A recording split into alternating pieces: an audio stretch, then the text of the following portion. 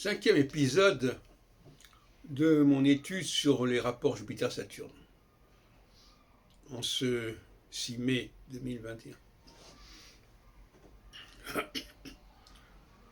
Il y a deux fables de La Fontaine qui m'intéressent ici.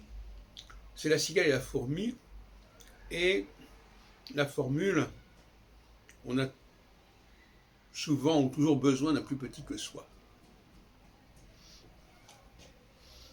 Le jupitérien, c'est la cigale, quelque part. La fourmi, elle engrange, elle stocke, elle fait des provisions.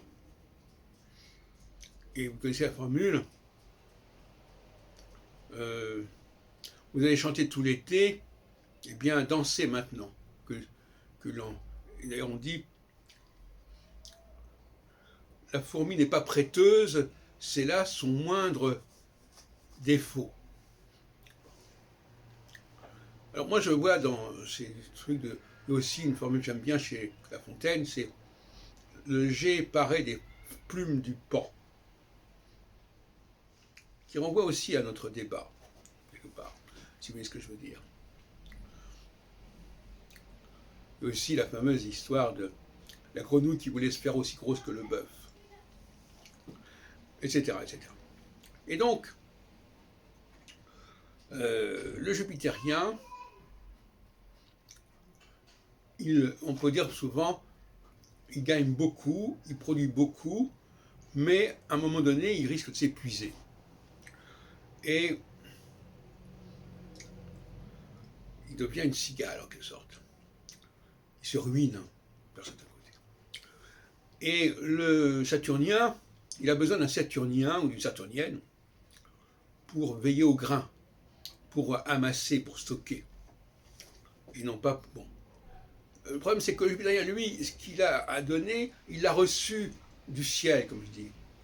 Alors que le saturnien, lui, il a peiné pour l'obtenir, et puis il sait comment il l'a obtenu, hein, de manière très immanente et pas transcendante comme le jupitérien.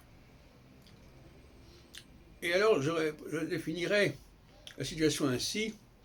Le jupitérien voudrait que le monde se conforme à son schéma à lui, et le saturnien, lui, il s'adapte au monde tel qu'il est et essaie d'en profiter au maximum. Et ça correspond à des mentalités très différentes, qui sont complémentaires d'une certaine manière. Mais ce qui est gênant dans notre société, c'est que on n'apprécie pas assez les jupitériens. Au nom de la démocratie, ou même d'une sorte de populisme,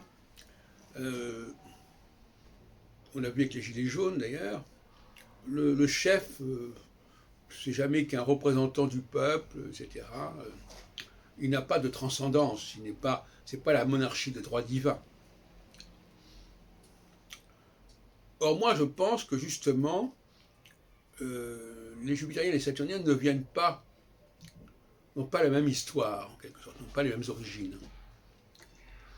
Le jupitérien, il a une forme de transcendance, il reçoit, et l'astrologie d'ailleurs est bien placée pour nous le dire, il est un canal quelque part. Et le saturnien, lui, il ne connaît le cosmos qu'à travers le jupitérien. Le jupitérien, c'est le prêtre, c'est celui qui est l'interface. Et dans l'histoire des évangiles, par exemple, au fond, on peut se demander si les scènes où le peuple s'en prend à Jésus, ce n'est pas la manifestation des saturniens par rapport aux jupitériens. Les saturniens au pluriel, aux jupitériens au singulier. Est-ce que c'est pas ça qui est mis en scène?